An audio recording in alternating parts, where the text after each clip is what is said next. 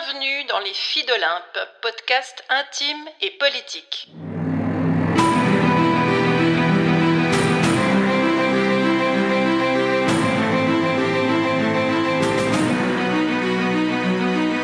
C'est reparti pour le défi J'envoie 2024. Chaque jour de janvier, un épisode et une contrainte narrative pour stimuler notre imagination, se lancer un pari et aiguiser votre acuité et peut-être votre fidélité. J'y participe pour la seconde fois avec une quarantaine de collègues de l'Académie du podcast.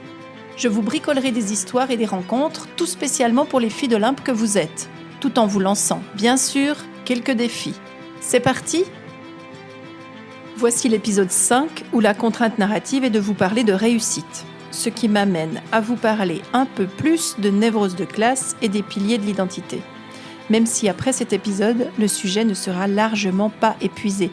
Il faudra donc vous attendre à une suite. Quand j'étais petite et que j'imaginais mon avenir, je me voyais grande, très riche aussi, très réussie.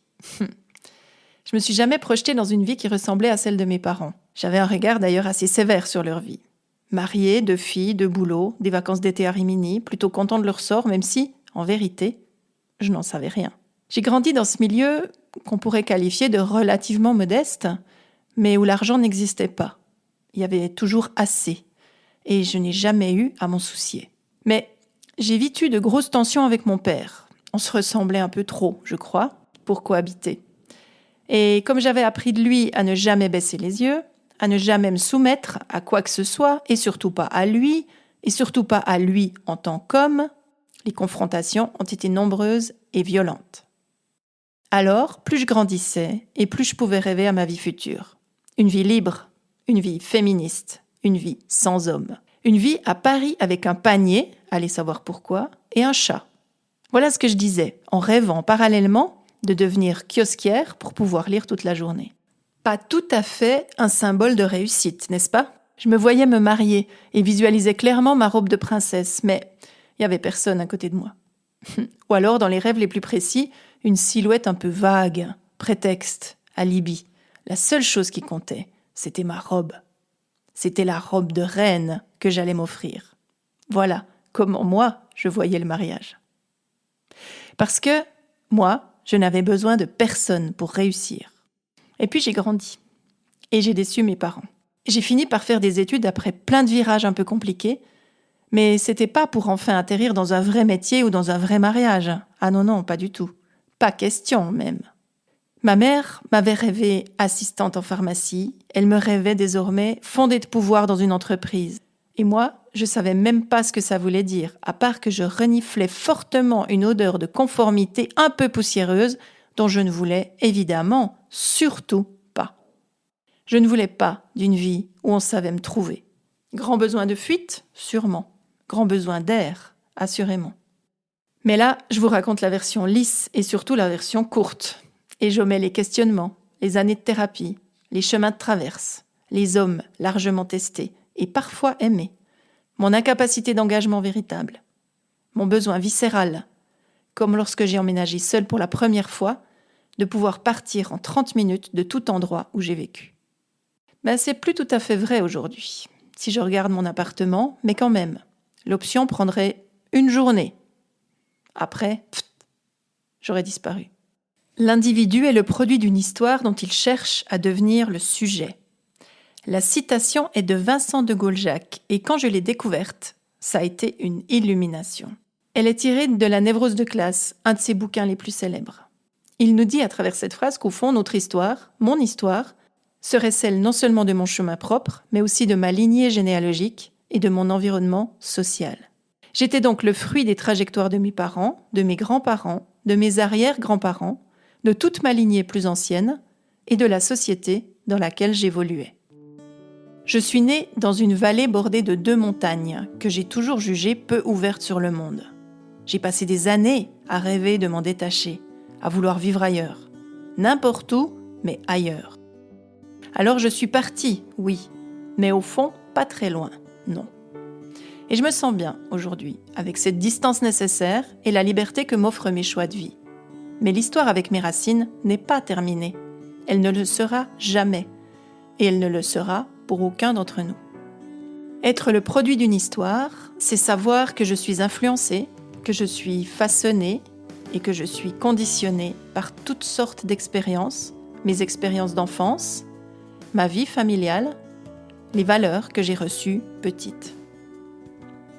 Chercher à en devenir le sujet, c'est m'offrir la chance de ne pas subir passivement cette trajectoire qui m'était promise. Mariée, 2 enfants, une sorbetière. C'est en tout cas ainsi que je le visualise. C'est tenter en tout cas de prendre la main sur mes choix, prendre la main sur mon identité, sur mon destin, pour autant que je le puisse. C'est en tout cas essayer de comprendre les articulations de ce qui m'anime et ce qui me fait avancer. Et ça me permet de faire des choix plus ou moins conscients, plus ou moins réussis, plus ou moins pertinents, qui me mènent vers ce que je pourrais appeler, à l'aune de tout ceci, la réussite.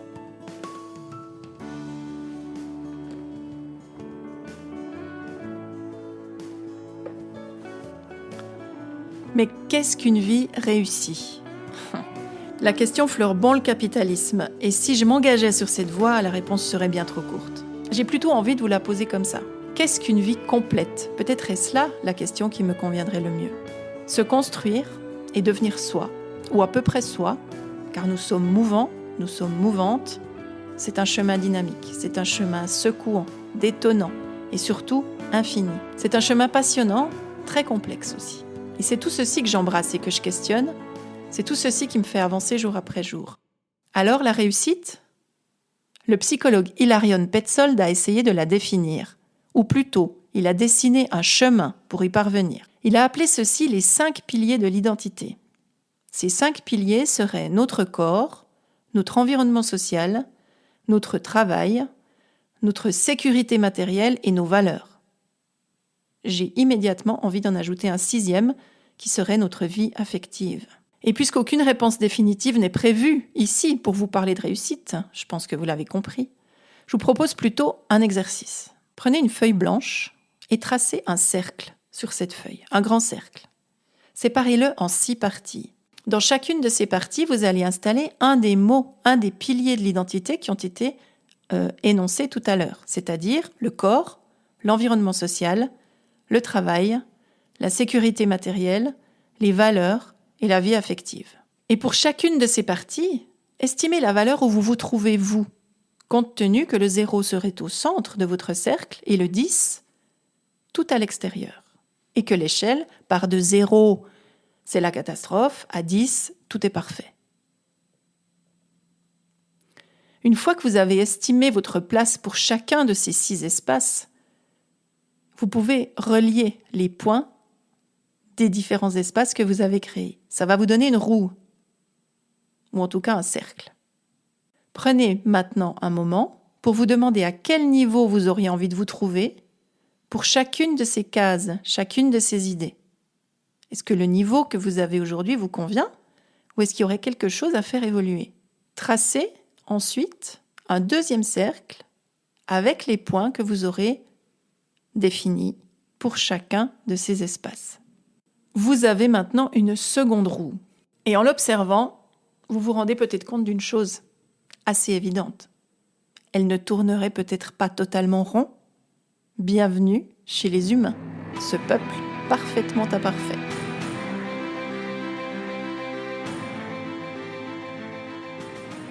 C'est une boutade. J'ai quand même envie de vous dire, et si vous vous focalisiez sur les espaces qui se passent bien, les espaces dans lesquels vous êtes à l'aise, les espaces dans lesquels vous pouvez aller puiser de l'énergie, puiser des idées, puiser de la force pour nourrir les espaces qui seraient moins bien pourvus.